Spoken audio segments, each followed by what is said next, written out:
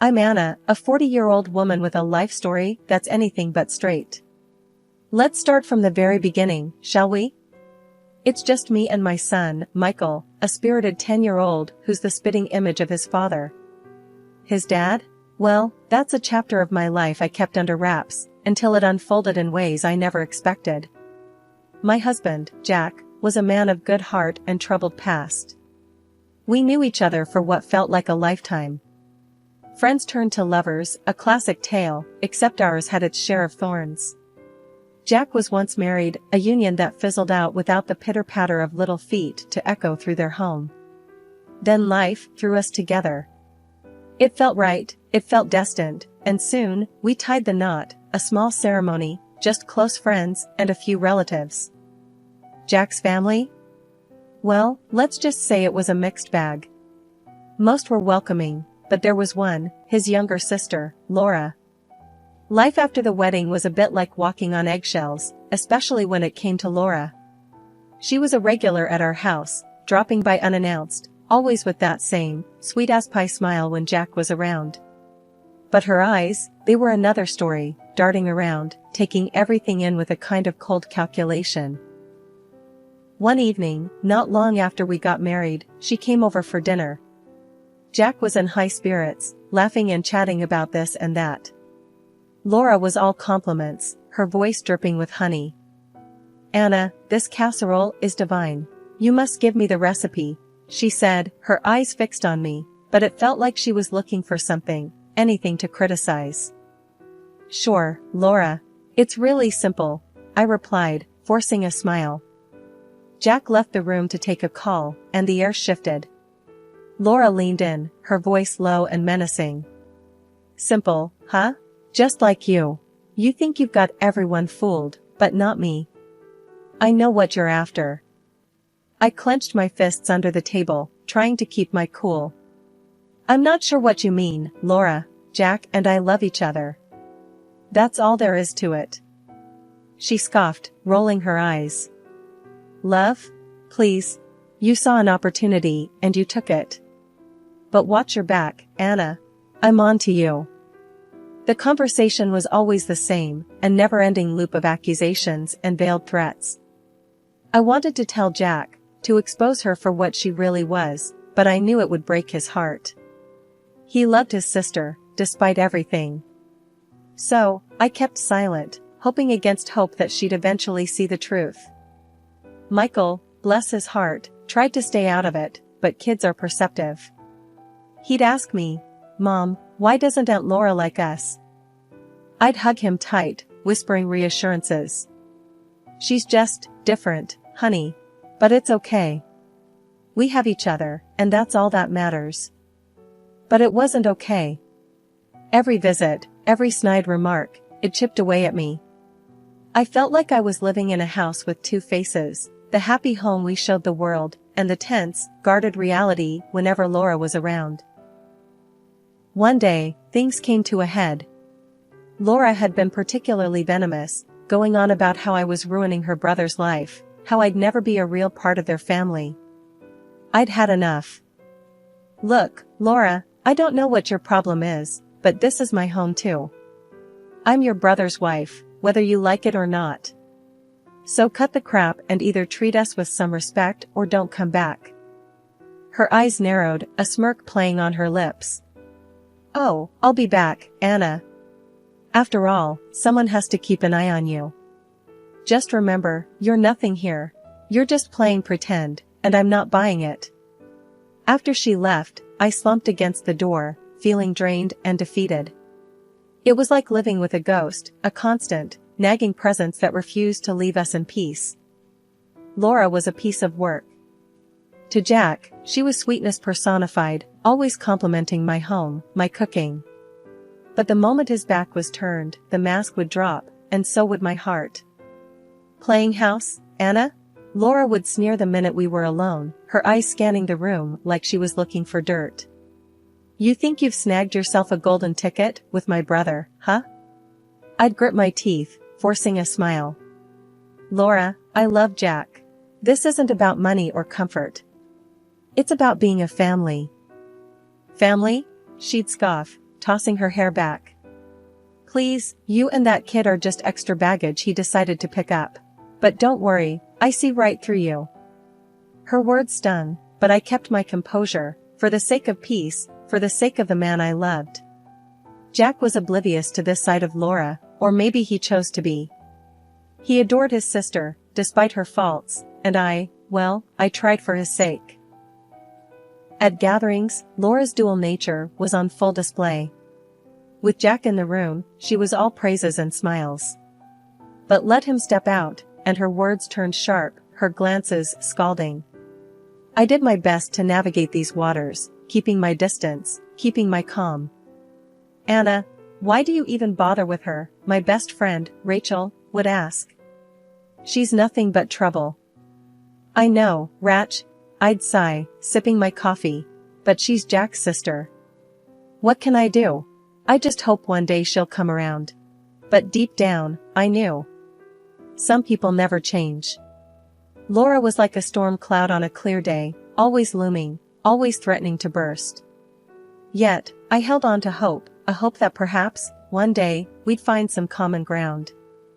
As for Michael, he was too young to understand the undercurrents, too innocent to see the disdain in Laura's eyes. He just knew her as his aunt, the one who gave him stiff hugs and forced smiles. I wanted to protect him from her bitterness, shield him from the harsh realities of family politics. He deserved a childhood untouched by such adult resentments. So, there you have it. The stage was set, our lives intertwined in a web of love, secrets, and simmering tensions. Little did I know, the threads of our past were about to unravel, in ways none of us could foresee. But I couldn't let her win. I had to be strong, for Jack, for Michael. I had to believe that someday, somehow, things would get better. That maybe, just maybe, Laura would see that I was here for love, not for money or status. That we were a family, not just a convenient arrangement. So, I kept going, putting on a brave face, and hoping for a day when Laura's poisoned welcome would be nothing but a distant memory.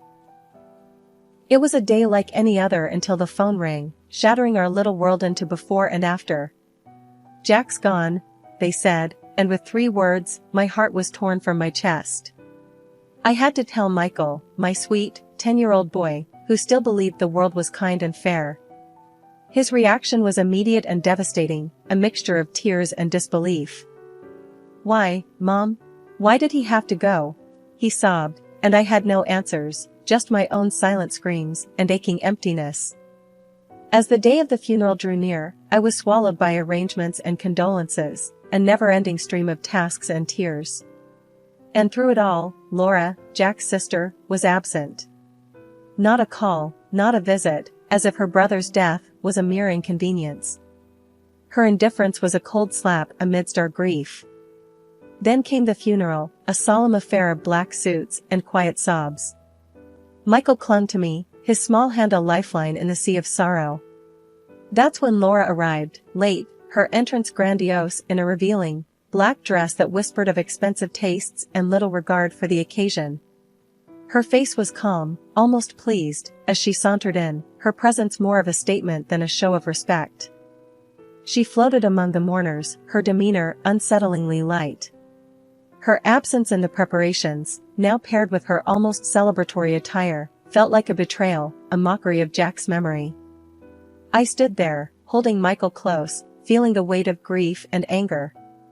How could she be so callous, so utterly detached? Her brother, her flesh and blood, lay before us, and she carried on as if attending a gala. It was more than disrespectful, it was cruel. But as the service continued, a quiet resolve settled over me. I needed to be strong, for Michael, for myself, for the love and life Jack and I shared. I whispered a silent prayer, not just for Jack, but for myself. "Give me strength," I implored, feeling the gentle touch of something greater than myself steadying my heart. "Help me through this day, through this pain.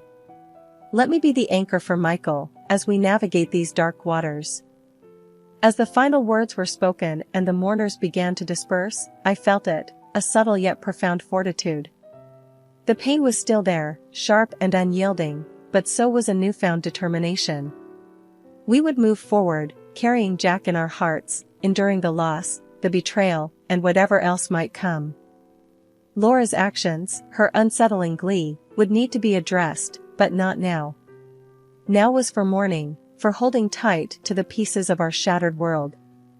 And as we prepared to leave the church, I knew we weren't alone.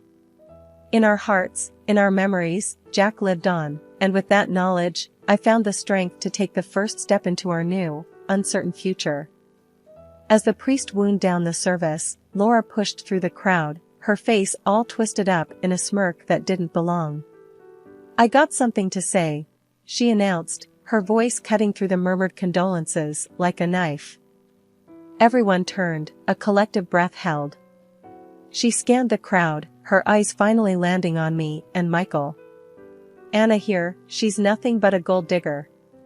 Always was. Latched onto Jack the first chance she got, didn't you?" Laura's words were like venom, each one spat out with a venomous glee. The crowd murmured, some with shock, others with an awkward nod. I felt Michael's grip tighten, his body stiffen. "Mom," he whispered, a quiver in his voice. I squeezed his hand, my own voice firm. "Don't listen, Michael." Laura was on a roll now, her voice rising. "And this boy here, he's no rightful heir. Jack never adopted him. All that money, the house, it's mine by right. I'm Jack's real family, his blood. And I'll be damned if I let these two take what's rightfully mine." I couldn't hold back, the fire in me rising to meet her challenge. "You've got some nerve, Laura. Standing there on this day, at your own brother's funeral, spouting this nonsense. Have you no shame?" She laughed, a cold, harsh sound. "Shame? For what? Telling the truth? Nah, Anna, I'm just setting things straight. You and the boy better pack up. I'm taking back what's mine." The priest tried to intervene, his voice a calm in the storm. "Please, let's not do this here.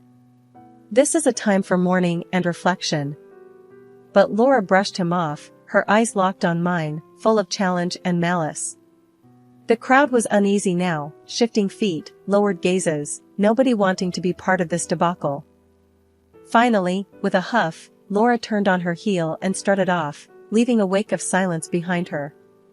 I stood there, shaking, not with fear, but with a fierce, protective rage. Michael was still beside me, his small hand a constant reminder of who I needed to be strong for. As people slowly started to disperse, a few brave souls came up, offering hushed words of support. "Don't mind her, Anna. We know you. We know Jack loved you, and Michael." I nodded, my throat tight with unshed tears. "Thanks," I managed, my voice barely a whisper.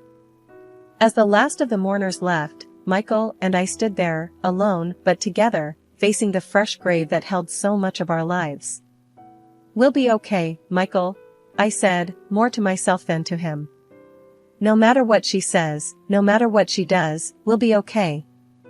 We walked away then, the weight of the day heavy on our shoulders, but not crushing. Laura's words, her threats, they were just that. Words. And I'd be damned if I let her tear down what Jack and I had built, what we'd promised to each other and to our son. This fiasco, this cruel display, it wouldn't define us.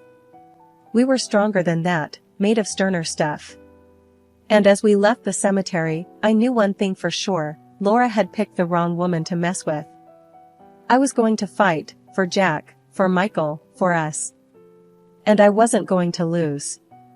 The days after Jack's funeral were a heavy blend of silence and whispers, the house filled with an echoing absence. Michael shuffled around, his eyes hollow, every so often pausing at things that reminded him of his dad. "Mom," he'd say, holding up a model airplane they'd built together, "Dad said we'd fly this in the park. Just him and me." I'd pull him close, my heart aching. "I know, baby. We can still take it, keep flying it for him." One evening, as I was trying to piece together some semblance of dinner, there was a knock at the door. I opened it to find Rachel, my closest friend, her face etched with concern. "Anna, how are you holding up?" she asked, stepping inside. I shrugged, the weight of the world on my shoulders. "Somehow. It's tough, Ratch. Laura's making it worse, threatening to take everything.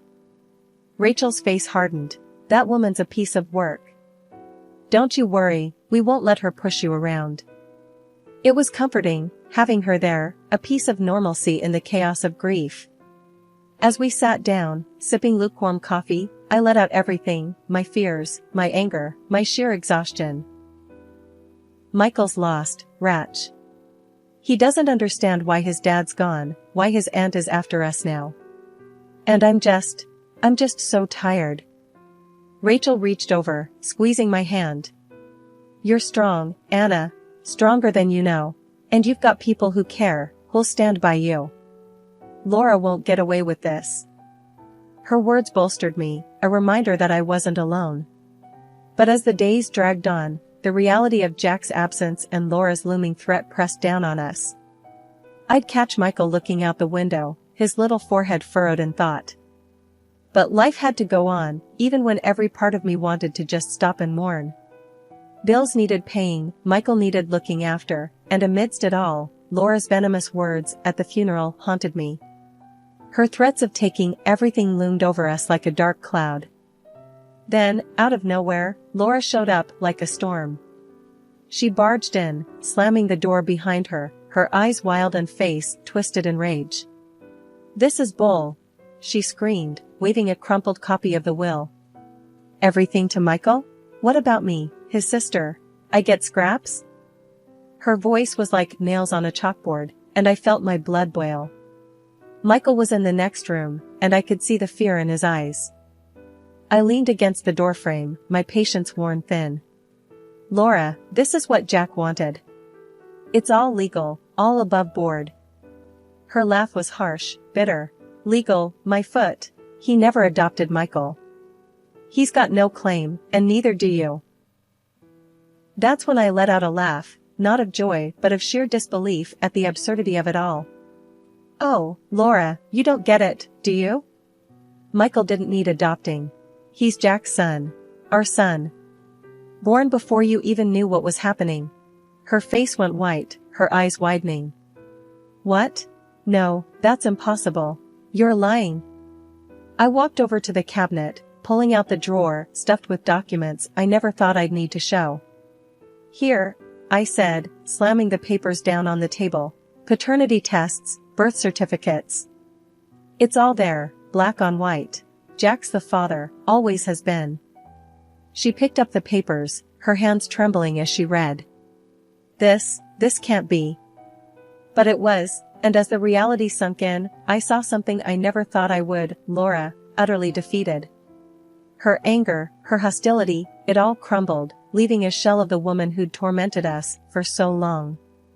"Jack loved Michael," I said, my voice steady. "He loved us. And you've been chasing shadows, trying to destroy what he cared for most." For a moment, Laura was speechless, her mind racing to catch up. Then, with a scream of rage, she stormed out, slamming the door behind her. I collapsed into a chair, my heart racing, but with a grim satisfaction. The truth was out, and Laura's world had just come crashing down. Michael peeked out from the other room, his eyes wide. "Is she gone, Mom?" I nodded, getting up to hug him. "Yes, baby, she's gone. And she's not going to bother us anymore." He hugged me back, a small, trembling hug of a kid who'd seen too much. "I wish Dad was here," he whispered. "Me too, honey, me too." But he wasn't, and now it was just us, against the world, against Laura's greed and spite. But we were strong, and we were together. And with the truth on our side, I knew we'd make it through. Whatever it took, we'd face it head on, just me and my boy, together. Laura's departure from our last confrontation was a scene I won't easily forget. She stumbled out, a chaotic mix of anger and despair, her threats and sobs trailing behind her. The door slamming shut felt like the end of an era, one filled with bitterness and conflict. As the days turned to weeks, whispers about Laura started to reach me. The neighborhood grapevine was abuzz with her latest misfortunes. She was drowning in debt, the kind that swallows you whole. Turns out, She'd been gambling on a big payday from Jack's estate, and when that fell through, her whole house of cards started to collapse. One day, Rachel stopped by with the latest gossip.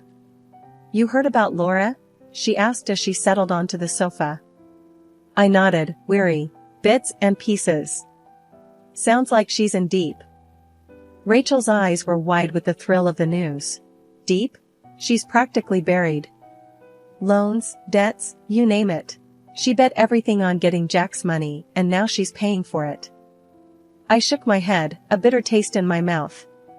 "She brought it on herself. I warned her, but she wouldn't listen."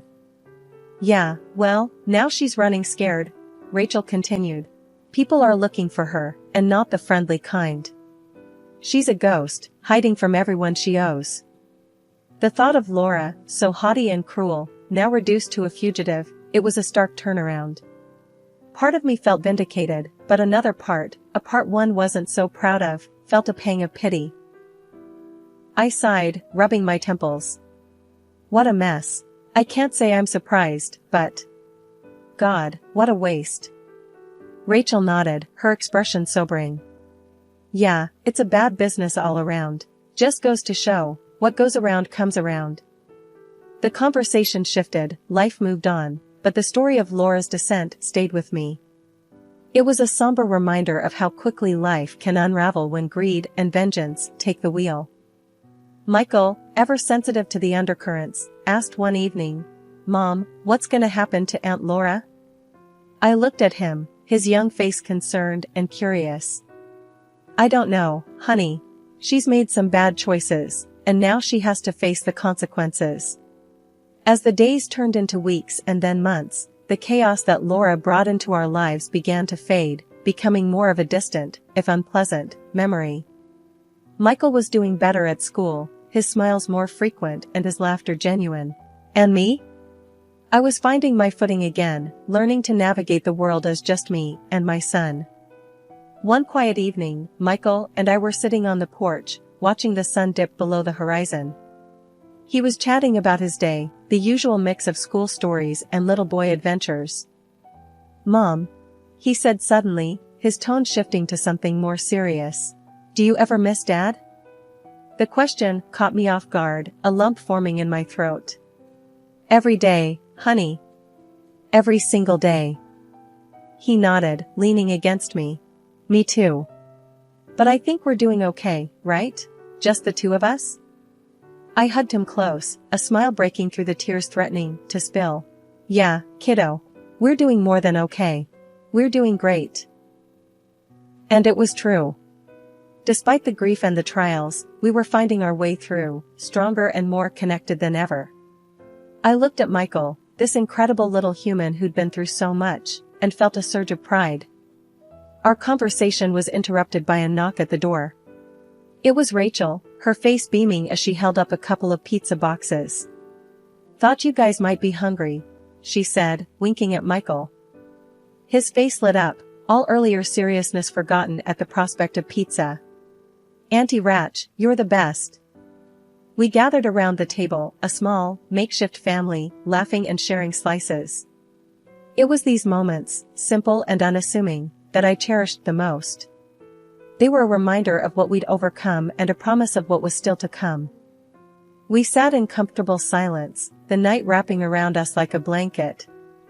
I thought about the future, about all the possibilities and challenges it held.